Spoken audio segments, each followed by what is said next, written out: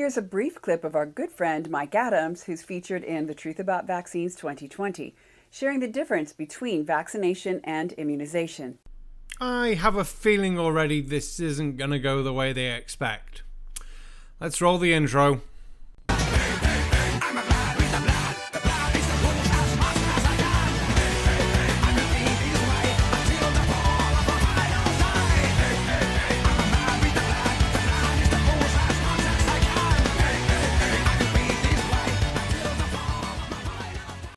Good evening, ladies and gentlemen, I am the sarcastic barman and welcome to my channel. It's time for part 2 on the truth about vaccines. Ooh. It's Mike Adams this week as the preview. So we're going to have a look, see how crazy he's going to be, and I'm not going to hold my breath for any lack of crazy. So pour a beer and let's see what he's got to say. Vaccination is not immunization. Excuse me, what? Vaccination is not immunization. Oh, okay. Just making sure we're on the same page of crazy then. So, are you going to explain what a vaccination does then, if it's not helping you get immunity? So your body has a natural process of immunization in response. It's an adaptive response to exposure to, for example, live viruses that are all around us. So, already my mind is starting to melt out my ears. So your body reacts to the virus, and that gives you your immunity. So why not inject the virus into your body, but a weakened form of it, so there's a high chance that some of these really bad viruses doesn't kill you or leave you paralyzed or scarred for life? How is that not immunization? I'll go and get the ladder for him because I feel like he's going to start digging a hole. You immunize yourself when you are exposed to a virus. Your body recognizes it because you have this functioning immune system. Yeah, we do have a natural immune system. And you know what? It's really, really, really good at fighting these diseases and always giving you natural immunity. It's not as if before vaccines there were lots and lots and lots of headstones in churchyards that were a bit smaller than your normal headstone because they were for children or anything like that. No. It's not as if, say, something like diphtheria has got a 1 in 10 chance of killing you. I mean, yeah, your immune system will deal with that. Oh, smallpox, polio, tetanus can kill you, really. Lockjaw, it can affect your breathing. Yeah, all these things we vaccinate against. Why do we need the vaccines when we can just take our chances with our natural immune system? Oh, yeah, that's because our natural immune system isn't the best in the universe-y, worldy thing, and us having the ability to give it that little push to be able to fight these diseases without having to actually have the diseases and run the chance of dying is usually a good shout. The blueprints of which are built into every cell of your body. You're a biochemical master of immunization. You would not be alive if your ancestors weren't really, really good at this. Except a lot of them did die of this stuff that you say our body is so good at sorting out and immunizing ourselves against. I mean, I think you should phone up the 60-odd million people in the last 20 years who have died from tuberculosis. Something that you can get vaccinated against. But no, it's fine. Your body's perfect and doesn't need to be helped to be vaccinated to get immunity against tuberculosis. I mean, it's only 60-odd million people. What's worse though, you were born in what, the late 60s? So you grew up knowing about Legionnaire's disease and how it's not really that treatable, and the best way to stop Legionnaire's disease is to make sure water supplies and things are clean. Even with antibiotics and things, there's still a chance you're going to die. So, but it's fine. Your body doesn't need antibiotics according to your sort of logic if we follow it through, because your body's so good at sorting all this stuff out. In fact, no antibiotics or no medicine for any anti-vaxxers, because this guy thinks your body's just going to do it fine perfectly. Why bother with medical science at all? So we immunize ourselves naturally all the time through exposure to viruses that make some people sick. And others dead. Well, who do they make sick? The people who are vaccinated. Of course, it all makes sense now. No one ever got sick before vaccinations, was it? That's why we needed to make vaccinations. Because obviously we were so fed up with all these people not getting sick that we thought, let's make some vaccinations so these people all get sick and die. Yes, of course. It all makes sense now. Why is that? Because the vaccines harm the immune system. They compromise the immune system. They weaken the immune system. In the same way that you send an astronaut into space and they have no gravity, they have no stress on their bones and stress on their muscles. What happens? They atrophy.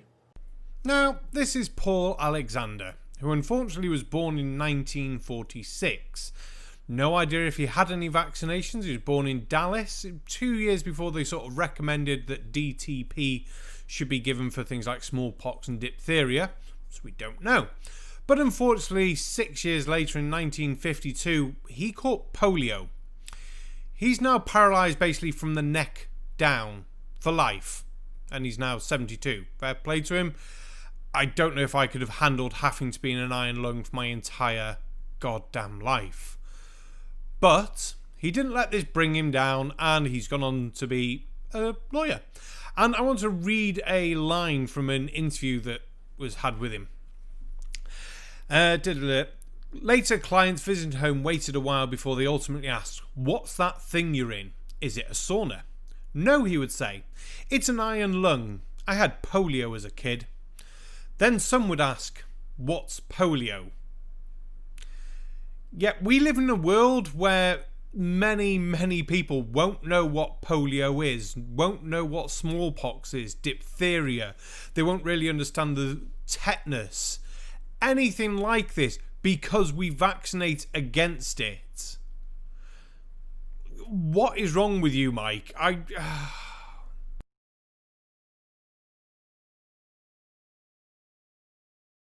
They lose bone density. They lose muscle mass. They come back to the planet and they can hardly walk. You're trying to compare the loss of muscle mass and bone density in space and microgravity environments to vaccinations causing diseases that were about before vaccinations. Right. I can see your logic train really fell off the rails a long time ago. Why is that? They become weak. Vaccines do that to your immune system. They make your immune system weak and make you vulnerable to other infections. A healthy immune system, practicing healthy immunization, is in people like you and I. I haven't been vaccinated since I was a kid.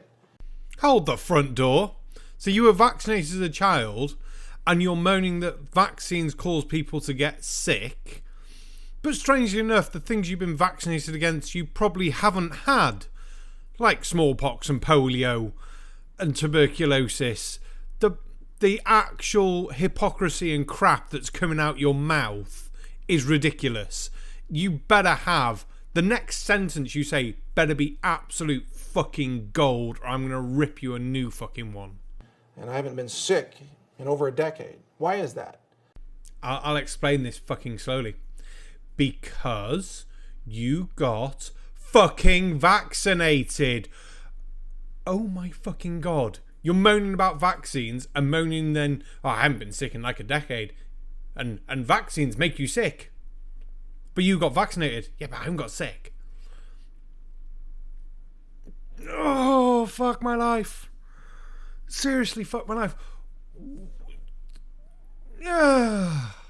Am I somehow, have I been able to avoid all viruses? No. I'm shaking people's hands. I'm in public spaces. People cough on my food just like they cough on your food. Why am I not sick? Because vaccines don't make you sick and they actually make you well? Because my body is exhibiting its own immunization without vaccination. But you were vaccinated as a child, like most people are. So why didn't it damage your immune system as you say it does? Why have you then just led a normal life like everyone else does? Why do people who don't get vaccinated suffer from these horrible diseases and things that can kill you?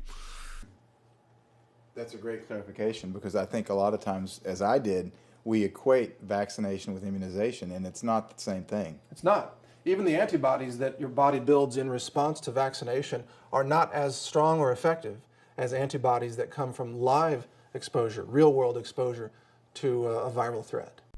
Now, to say natural immunity is better is fine. I've got no actual arguments with that.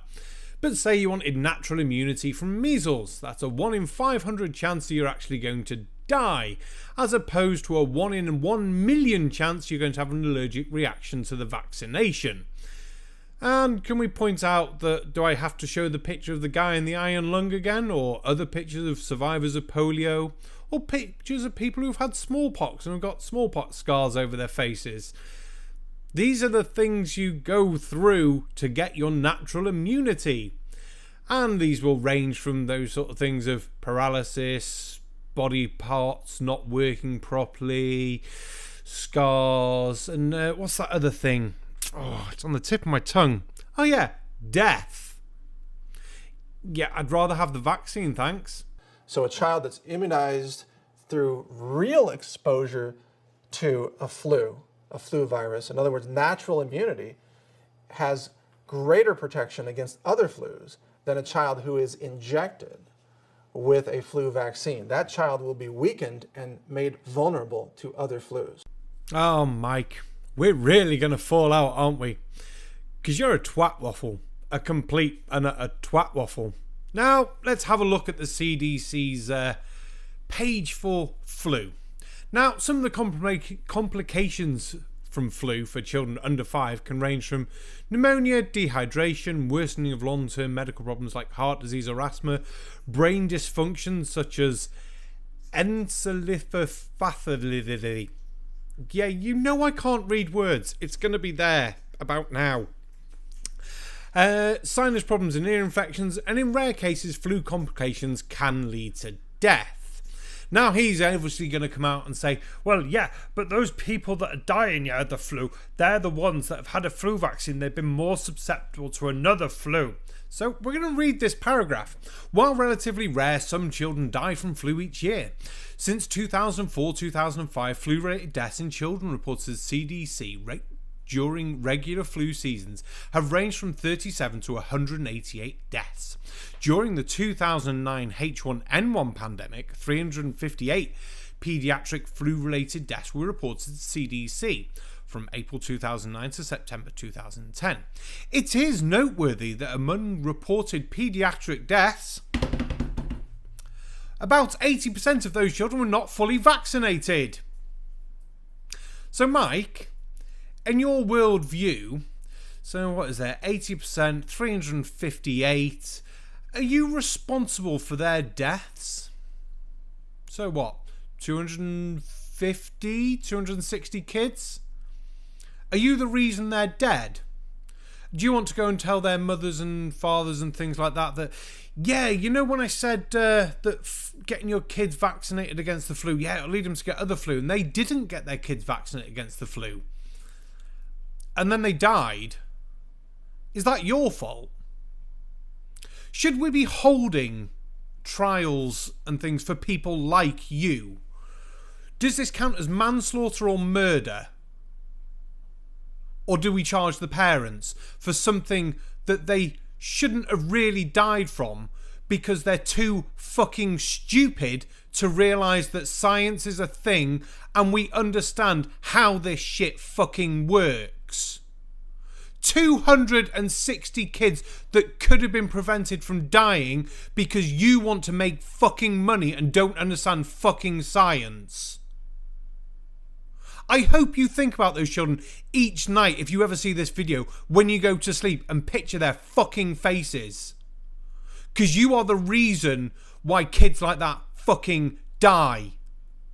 It's not their parents' fault for listening to you. It's you for putting the fucking information out there to start with. We'll start with where it starts, and it starts with people like you. People who've put themselves in a position of authority and power, giving out information that they say is correct, that has resulted in people's fucking deaths. When a fucking pharmaceutical company or another company releases something bad that kills them, we charge them. because they said this will be fine. We will charge them and they'll be fined and possibly face jail time and things. So why aren't you?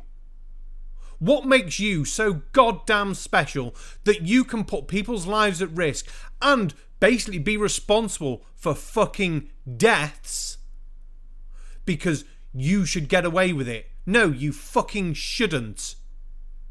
You're a bane of society, the sort of person I would quite happily cross the road to piss on. But I wouldn't piss on you if you're on fire. Now, why should you have access to modern medicine and anything like that? Why should any anti-vaxxer, especially the ones that speak on this topic? You can do it in your own home, fine, do it. Don't put your fucking children at risk. Think about those fucking faces when you go to sleep. Think about those children, those parents that were stupid enough to listen to people like you. Not on. Needs to stop. These series will keep going. I will keep poking at these fucking anti-vaxxers because you are a disgusting group of people. That's all for tonight. I've been the Sarcastic Barman. Don't forget to like, share, comment, subscribe down below, and we'll see you all on the next one. Good night.